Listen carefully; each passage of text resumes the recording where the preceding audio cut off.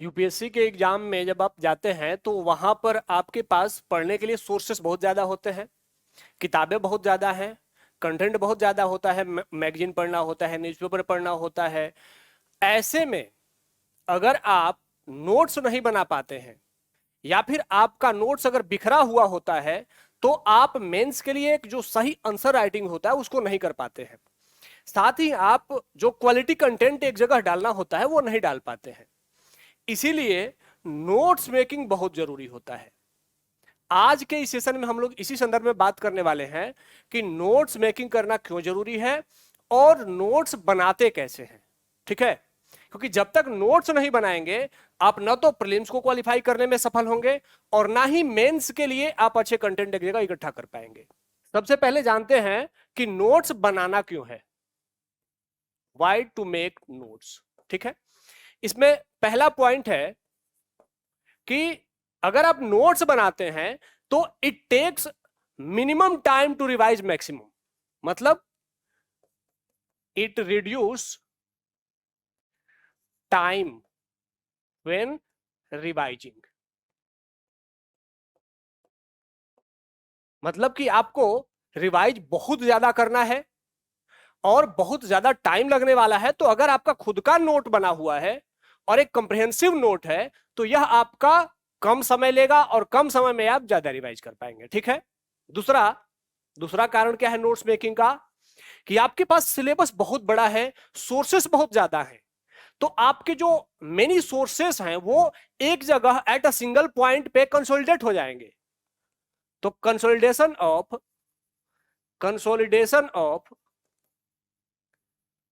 Many resources, मतलब आप बहुत ज्यादा जो आपके पास बिखरे हुए रिसोर्स हैं जिसमें कि आपको स्टडी किताबें पढ़नी होती हैं, एनसीईआरटी पढ़नी होती है, न्यूज़पेपर पढ़ना होता है, मंथली मैगजीन पढ़नी होती है, उसके साथ साथ योजना मैगजीन भी पढ़नी होती है, तो इतना सारा कंटेंट है, तो इसको एक जगह कंपाइल करने, सिलेबस वाइज कंपाइल करने के लिए नोट मेकिंग बहुत जरूरी है। ठीक है, तीसरा पॉइंट की नोट्स मेकिंग क्यों जरूरी है भाई, तो प्लानिंग एज पर सिलेबस, मतलब कि अगर आप सिलेबस के अकॉर्डिंग पढ़ाई कर रहे हैं, सिलेबस के अकॉर्डिंग प्लान कर रहे हैं, तब भी नोट्स मेकिंग बहुत जरूरी है ताकि आप समय पर क्वालिटी के साथ अपने सिलेबस को पूरा कर सके। ठीक है, चौथा पॉइंट कि भाई नोट्स मेकिंग क्यों जरूरी, चौथा पॉइंट है कि आपकी जो आंसर राइटिंग की क्वालिटी है, जो उसका कंटेंट है, उसका जो स्किल है, उसको भी अगर इंप्रूव करना है तो उसके लिए भी नोट मेकिंग जरूरी है। तो आंसर राइटिंग क्वालिटी इंप्रूवमेंट। ठीक है, क्वालिटी इंप्रूवमेंट, तो इतने सारे काम है आपके नोट्स मेकिंग के। तो भाई नोट्स मेकिंग का इंपॉर्टेंस तो है ही। एक बात जो कि मैं आपको पर्सनल एक्सपीरियंस से बताता हूं कि जब हम लोग मेंस में पहुंचते हैं, मेंस के टाइम में, तो सुबह में आपको एक पेपर देना होता है और बीच में थोड़ा सा गैप और फिर शाम को एक पेपर देना होता है। ऐसे में शाम के पेपर के लिए अब सोचिए, आपके पास अगर नोट्स नहीं है और जीएस पेपर 3 का शाम का पेपर हो रहा है, जीएस पेपर 4 का या जीएस पेपर 2 का, जीएस पेपर 2 के सिलेबस में आपको क्या क्या पढ़ना है, पॉलिटी पढ़नी है, इंटरनेशनल रिलेशन पढ़ने हैं, गवर्नेंस पढ़ने हैं। ठीक है, और उसके साथ साथ सोशल जो इश्यूज है उसको भी थोड़ा सा पार्ट उसमें पढ़ना है। इतना बड़ा सिलेबस है, अगर आपके पास नोट्स नहीं है, 1 घंटा टाइम मिलता है रिवाइज करने के लिए। 1 घंटा टाइम में अगर आपका नोट्स नहीं बना हुआ है तो कौन सी किताब रिवाइज करेंगे, सारे बच्चे नोट्स पढ़ करके जा रहे हैं एग्जाम हॉल में और आपके पास नोट्स ही नहीं है। तो इसलिए भी नोट जरूरी है ताकि एग्जाम में जाने से पहले जो अंतिम का 1 घंटा बचा हुआ है, उस 1 घंटे में आप सिलेबस को पूरा एक बार फास्ट रिवीजन कर सके। तो ये सब तो कार हम समझ लिए कि नोट्स बनाना क्यों जरूरी है। अब भाई नोट्स बनाने के लिए कुछ सजेशंस होते हैं जो कि बहुत जरूरी है आप लोगों के लिए, उसको आप लोगों को ध्यान देना है कि नोट्स बनाते समय किन किन बातों का ध्यान रखना चाहिए। तो पहला बात, सजेशंस इसके क्या हो सकते हैं, सजेशंस, पहला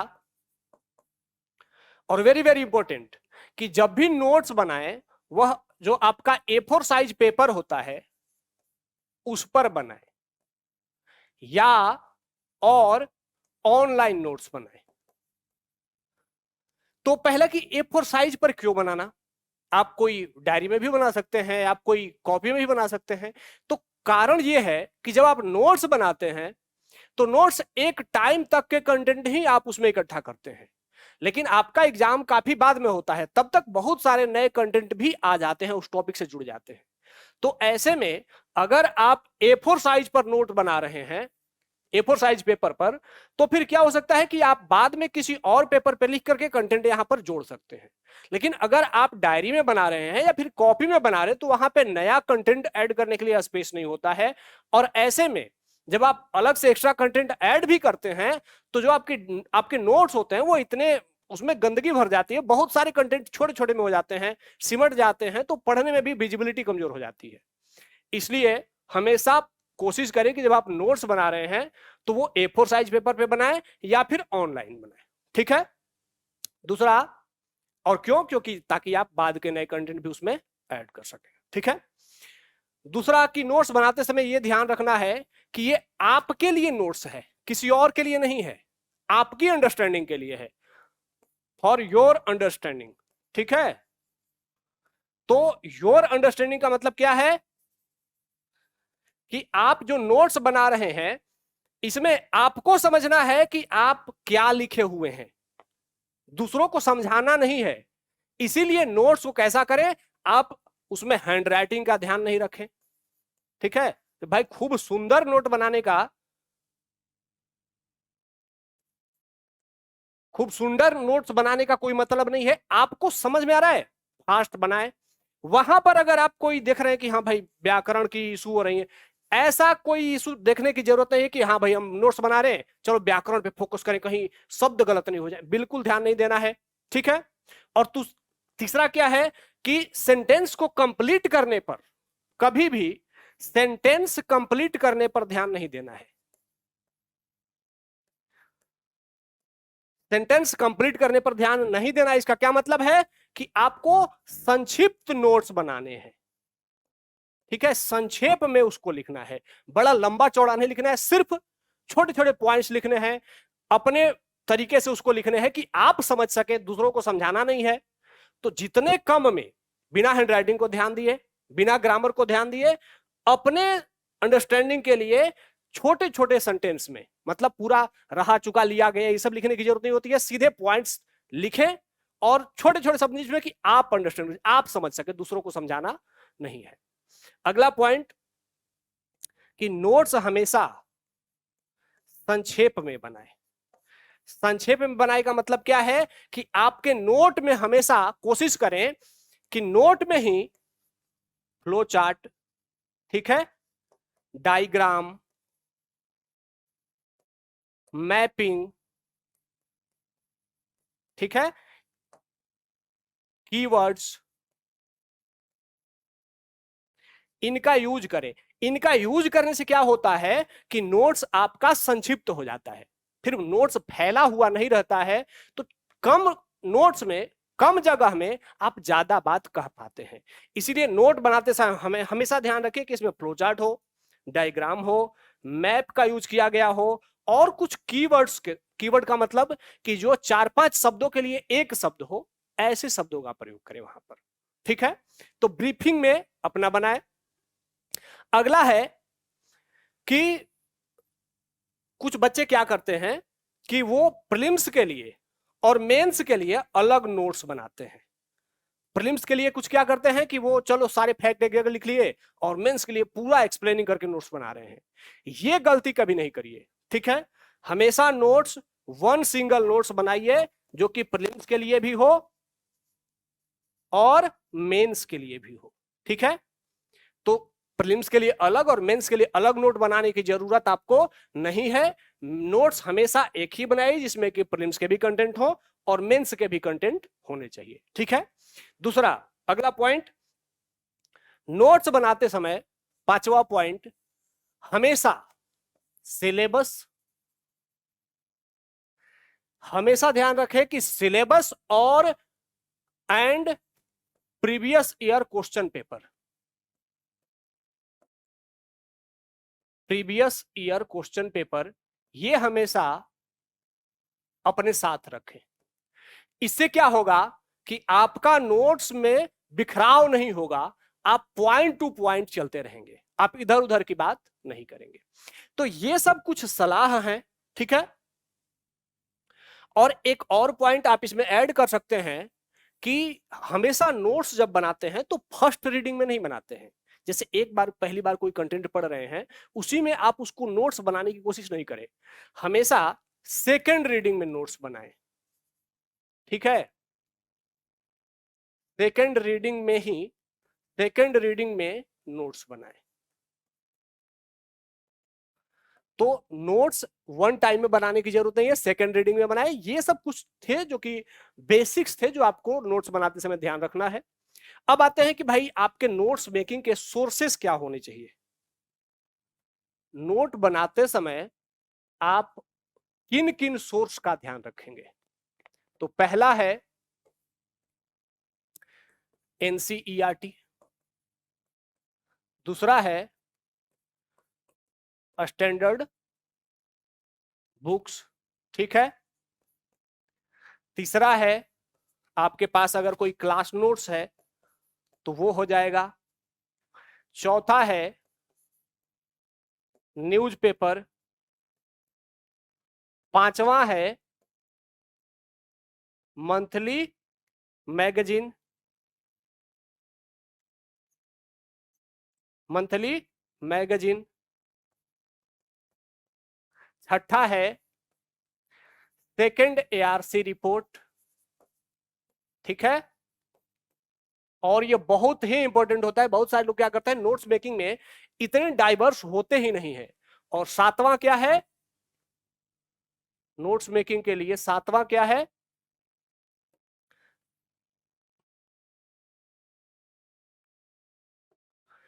सातवां है, ये सारे सोर्स आपको पता होने चाहिए कि इतने सारे सोर्स को यूज करना है। एक और सोर्स है अगर आप यूज करना चाहें तो वो भी बहुत अच्छी सोर्स है, योजना मैगजीन, ठीक है। तो कोई भी टॉपिक अगर आप तैयार कर रहे हैं तो उस टॉपिक को तैयार करते समय जरूर देखें कि उस टॉपिक के बारे में एनसीईआरटी में क्या कहा गया है, ठीक है। आपके स्टैंडर्ड बुक्स में क्या कहा गया है, अगर स्टैंडर्ड बुक्स है तो। आपने अगर खुद से क्लास नोट्स बनाया है तो उस क्लास नोट्स में क्या कहा गया है। साथ ही न्यूज़पेपर में अगर कोई उससे जुड़ा हुआ फैक्ट है, या मंथली मैगजीन में, और सेकेंड एआरसी तथा योजना में। इतने सारे सोर्स अगर आप यूज करते हैं नोट्स मेकिंग के लिए तो आपका नोट्स बाकियों से बेहतर तो जरूर ही होगा, परफेक्ट नोट्स बनेगा, और यह प्रीलिम्स और मेंस दोनों के लिए सफिशिएंट नोट्स बनेगा। तो सोर्स आपको यह ध्यान रखना है कि सोर्स नोट्स मेकिंग के लिए इतने हैं, इस पर आपको ध्यान देना है। अब आते हैं कि भाई नोट्स बनाए कैसे, ठीक है। नोट्स मेकिंग कैसे करें, ठीक है। देखिए नोट्स मेकिंग के दो टाइप हैं जो कि काफी पॉपुलर रहे हैं स्टूडेंट्स में। एक होता है सिलेबस वाइज, सिलेबस वाइज, ठीक है। इसी को हम लोग टॉपिक वाइज भी कहते हैं, ठीक है। और दूसरा होता है पेपर वाइज।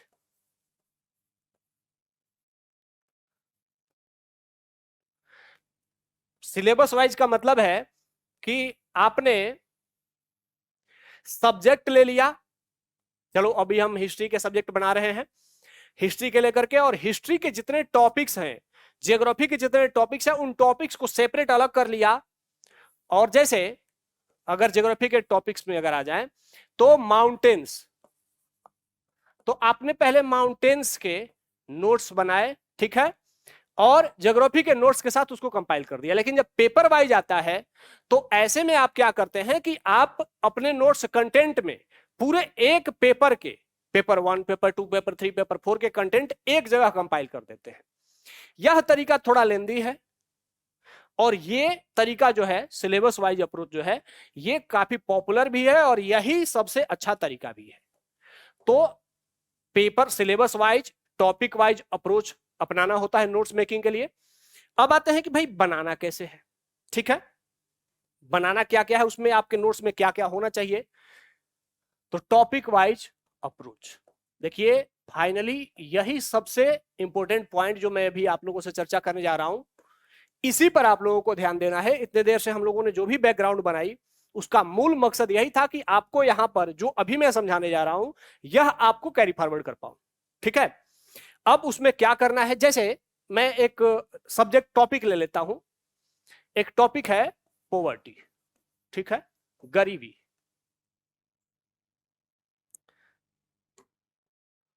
पॉवर्टी, ठीक है, गरीबी। तो गरीबी के बारे में क्या नोट्स बनाने हैं भाई? तो आपको क्या करना है, सबसे पहले जो टॉपिक दिया गया है, अगर वह टॉपिक कीवर्ड है सिलेबस में, तो उस सबसे पहले क्या करना है, इसकी परिभाषा, डेफिनेशन। ठीक है, लेकिन परिभाषा कैसा? 3-4 लाइन का परिभाषा नहीं, परिभाषा ऐसा हो जो एक ही लाइन में क्लियर हो जाए। जैसे गरीबी के बारे में अमर्त्य सेन कहते हैं गरीबी क्या है, तो कहते हैं कि क्षमताओं का अभाव गरीबी है। तो आपको क्या करना है परिभाषा में, अगर गरीबी के बारे में लिख रहे हैं तो सीधे यहां पर ऐसे क्षमताओं का अभाव, क्षमताओं का अभाव। अब बस इतना ही लिख दिया गरीबी की परिभाषा में, क्योंकि ये आपका नोट्स है, ये आपका आंसर नहीं है। तो बस इतना से आप समझ गए कि गरीबी क्या है, क्षमताओं का अभाव गरीबी है। तो पहला क्या किया, जो कीवर्ड दिए गए हैं उसका डेफिनेशन। सोर्स क्या बताया, जितने सोर्स हमने पीछे चर्चा किए कि इन्हीं सारे सोर्स में से जहां पर सबसे सटीक और सबसे छोटा डेफिनेशन लिखा है वही डेफिनेशन आपको ले लेना है। तो सबसे पहला पॉइंट कि आपको क्या करना है, जो आपका टॉपिक होगा उसकी परिभाषा लेनी है। दूसरा कि रिसेंट डेटा क्या है भाई? रिसेंट डेटा का मतलब है कि गरीबी के संदर्भ में देश में, जैसे गवर्नमेंट का रिपोर्ट क्या कहता है देश में कितनी गरीबी है, प्राइवेट इंस्टीट्यूशन क्या कहते हैं। ठीक है, प्राइवेट इंस्टीट्यूशन का मतलब है कि वर्ल्ड बैंक, IMF या और अगर कोई संस्था है जो कि गरीबी के बारे में, भारत की गरीबी के बारे में बता रही है कि भारत में कितना गरीबी है, तो वह डेटा आप वहां पर डाल दीजिए। ठीक है, पहले परिभाषा, फिर दूसरे में रिसेंट डेटा, वर्तमान में गरीबी कितनी है, डेटा गरीबी कितनी है का डेटा। हमेशा ध्यान रखें कि अगर मल्टीपल ऑर्गेनाइजेशंस हैं, उनके डेटा अलग अलग हैं, तो वो सारे डेटा का सेंस बहुत ज्यादा नहीं, लेकिन 2-3 डेटा उसके बारे में आपके पास होने चाहिए। तो ये हो गया कि गवर्नमेंट और प्राइवेट इंस्टीट्यूशन के ने उस भारत में गरीबी के बारे में कितना डेटा बताया है, वो डेटा हमने बता दिया। ठीक है, तीसरा पॉइंट क्या है कि इसमें अगर कोई रिसेंट में इलिमिनेशन हुआ है, इलिमिनेशन का मतलब कि गरीबी से मुक्ति। जैसे IMF बताते रहता है कि भारत ने पिछले 10 सालों में, पिछले 5 सालों में कितनी गरीबी समाप्त की है। तो अब ये डेटा भी रिसेंट एलिमिनेशन से संबंधित डेटा।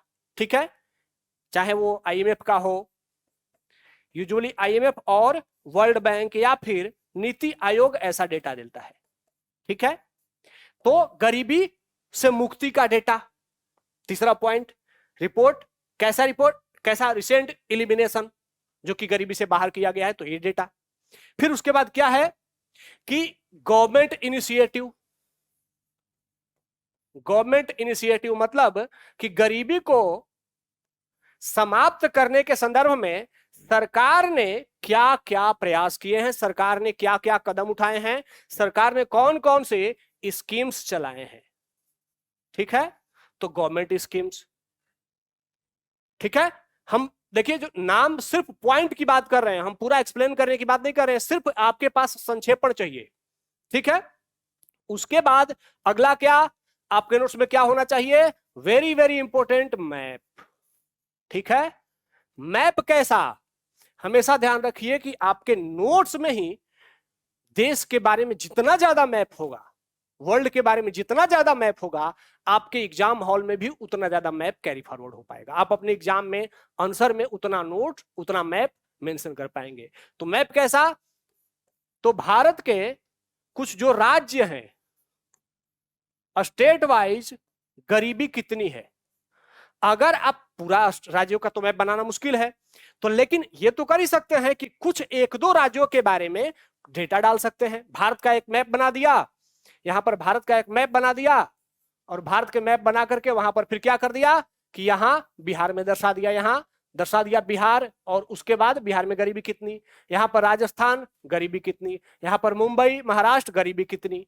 तो 2-3 राज्यों के बारे में, 4 राज्यों के बारे में अगर आपके पास डेटा उपलब्ध है तो मैप बना करके और उस मैप में डेटा जरूर डाल दें। ठीक है? तो अगला क्या हुआ कि नोट्स में आपको क्या करना है कि आपके नोट्स में मैप भी जरूर इंक्लूड होने चाहिए। ठीक है? तो मैप हो गया। अब क्या होने चाहिए भाई? मैप होने के बाद क्या होना चाहिए? Important keywords, very very important. ये क्या होता है भाई? Important keywords.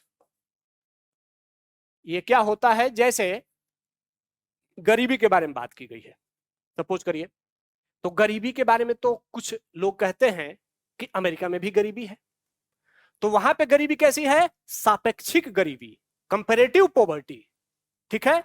हमारे यहां गरीबी कैसी है? हमारे यहां सापेक्षिक भी है और अब्सोल्यूट भी है, निरपेक्ष गरीबी भी है। तो ऐसे शब्द जो कि गरीबी से, गरीबी का आंसर लिखते समय इन शब्दों की भूमिका है, तो ये शब्द भी लास्ट में आप लिख लीजिए कि क्या करना है? निरपेक्ष गरीबी, निरपेक्ष गरीबी और सापेक्ष गरीबी। तो इससे क्या हो जाएगा कि अब गरीबी के बारे में आपके पास सब कुछ आ गया। ठीक है? साथ ही बहुत कम पेज में, 1 या 2 पेजों में ही गरीबी के बारे में जितनी जानकारी आप डाल सकते थे अपने आंसर में, उसमें अब देखिए शामिल क्या क्या हो गया। पहला, परिभाषा आपके नोट्स में आ गया। ठीक है? गरीबी की परिभाषा आपने दे दी। दूसरा क्या बताया कि गरीबी के संदर्भ में रिसेंट डेटा बता दिया। तीसरा, गरीबी से वर्तमान में कितनी मुक्ति हुई वो भी बता दिया। चौथा, गवर्नमेंट स्कीम क्या चल रही है वो भी बता दिया। पांचवा, गरीबी के संदर्भ में मैप भी बता दिया। और छठा कि कुछ इंपोर्टेंट कीवर्ड्स जो कि गरीबी के लिए जरूरी थे आंसर राइटिंग में, वो इंपोर्टेंट कीवर्ड्स भी आपके नोट्स में शामिल है। तो अब क्या होगा कि अब इन कीवर्ड्स के साथ, अगर इतने नोट्स बनाने के बाद अगर आप कोई भी आंसर राइटिंग करने जाते हैं तो आपसे बढ़िया आंसर कोई नहीं लिख पाएगा। ये लगभग गारंटी है कि इतना कंटेंट अगर आप तैयार करते हैं, बहुत ज्यादा कंटेंट नहीं हुआ, गरीबी जो टीचर क्लास में पढ़ाते हैं या आप किसी किताब में पढ़ते हैं तो 10 पेज में गरीबी पढ़ते हैं, 15 पेज में गरीबी पढ़ते हैं, और यहां क्या हुआ, 2 पेज में आपने गरीबी पढ़ी और वो टीचर के क्लास से तो हो ही गया ज्यादा, उसके साथ साथ रिसेंट कंटेंट के साथ साथ मैप भी आ गया, इंपोर्टेंट कीवर्ड भी आ गए, तो सारी चीजें आपके नोट्स में शामिल हो गई। ठीक है? तो ये सिर्फ गरीबी के बारे में नहीं करनी है, बल्कि यूपीएससी के सिलेबस में जितने शब्द दिए गए हैं, जितने टॉपिक दिए गए हैं, सारे टॉपिक का नोट्स आपको इसी फ्रेम में बनाने हैं। ठीक है? पहला पॉइंट में परिभाषा, दूसरा में रिसेंट डेटा कि वर्तमान में गरीबी है तो बेरोजगारी है तो बेरोजगारी कितनी है। ठीक है? अशिक्षा है तो अशिक्षा कितनी है। किसानों की समस्या है तो कौन कौन सी समस्या है, उसके संदर्भ में रिसेंट डेटा। रिसेंट एलिमिनेशन, किसानों की कौन कौन सी समस्याएं दूर हुई। ठीक है? कौन कौन सी समस्याएं बाकी हैं। फिर गवर्नमेंट उसके संदर्भ में क्या क्या इनिशिएटिव लेकर के आ रही है। उसके बाद किसानों के संदर्भ में मैप बना दिया हमने कि कहां के किसान ज्यादा समृद्ध हैं, कहां के किसान ज्यादा गरीब हैं, कहां के किसान आत्महत्या अधिक कर रहे हैं, कहां के किसान कम आत्महत्या कर रहे हैं, ये आपने मैप के साथ दिखा दिया। फिर उसके बाद किसानों के संदर्भ में कुछ महत्वपूर्ण शब्दावली भी लिख दी। तो शब्दावली कहां से मिलेगा? ये योजना मैगजीन जब आप पढ़ते हैं तो योजना मैगजीन में शब्दावली बहुत अच्छे तरीके से दी गई होती है।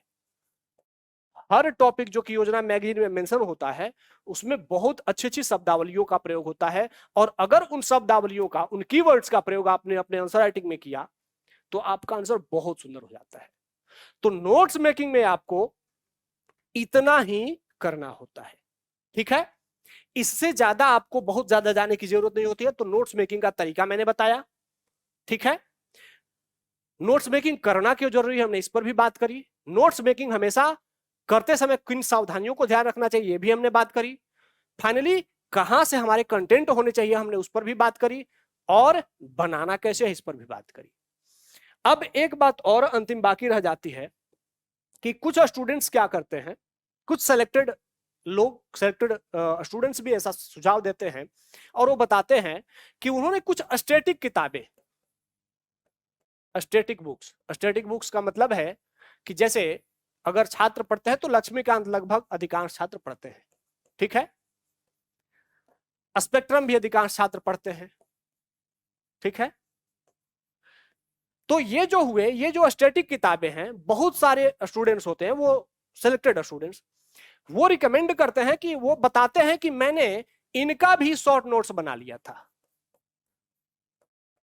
ठीक है, अब देखिए इनका शॉर्ट नोट्स बनाना, अब लक्ष्मीकांत में जो डेटा है, जो स्पेक्ट्रम में डेटा है, या रमेश सिंह अगर आप इकोनॉमी पढ़े उनमें जो डेटा है, उनके जो फैक्ट्स हैं वो यहां पर ऑलरेडी आपके इस डायग्राम में आ चुके हैं। तो मतलब आपके मेंस के नोट्स में वो आ शामिल हो चुके हैं। अब उसमें जो बचा हुआ है वह या तो आपके मेंस के लिए जरूरी नहीं है या फिर वो प्रीलिम्स के लिए डेटा है। तो ऐसे में क्या इनका नोट्स भी बनाना चाहिए? इसके लिए कोई निश्चित सलाह नहीं कहा जा सकता है कि सही है या गलत है। बहुत सारे लोग होते हैं जो कि इनका नोट्स बना लेते हैं, लेकिन बहुत सारे स्टूडेंट्स ऐसे भी होते हैं जो इन्हीं किताबों को क्या करते हैं, हाईलाइट कर देते हैं। ठीक है, इन किताबों में ही हाईलाइट कर देते हैं, अंडरलाइन कर देते हैं।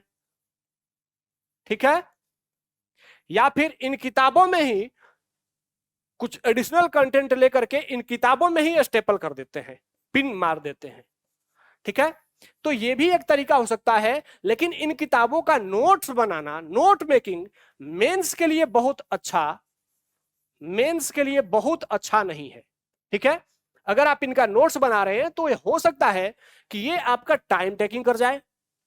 नोट्स मेकिंग के बजाय अगर आप इन किताबों को मल्टीपल टाइम रिवीजन करते हैं, क्योंकि इन किताबों का जो आप नोट्स बना रहे हैं, एक तो नोट्स भी बहुत बड़ा बनेगा इनका, और दूसरा कि बहुत सारे कंटेंट फिर भी आप इन किताबों में छोड़ देंगे, और कमीशन ऐसा कोई शपथ तो खाया नहीं है कि आपने जो कंटेंट वहां से लिया है वही पूछेगा, वो तो कुछ भी पूछ सकता है। तो इसीलिए अपने स्टैटिक किताबों का नोट्स बनाने से ज्यादा अच्छा होता है कि इन किताबों का मल्टीपल टाइम रिवीजन कीजिए, उन किताबों में ही हाईलाइट कर लीजिए, अंडरलाइन कर लीजिए, कुछ नया कंटेंट बाहर से ऐड करना है तो पिन कर लीजिए। लेकिन इनका नोट्स बनाना बहुत ज्यादा इफेक्टिव नहीं होता है। तो इस तरीके से अगर आप नोट्स बनाना चाह रहे हैं तो आपको इन सब कुछ बातों पर ध्यान देना चाहिए जो कि अभी हमने चर्चा करी। ठीक है,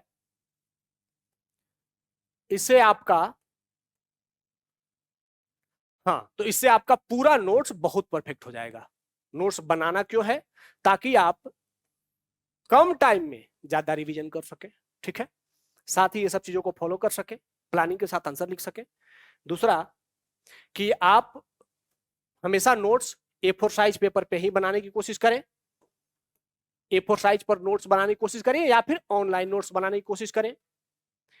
ये सब चीजों पे ध्यान रखें जो हमने चर्चा करी।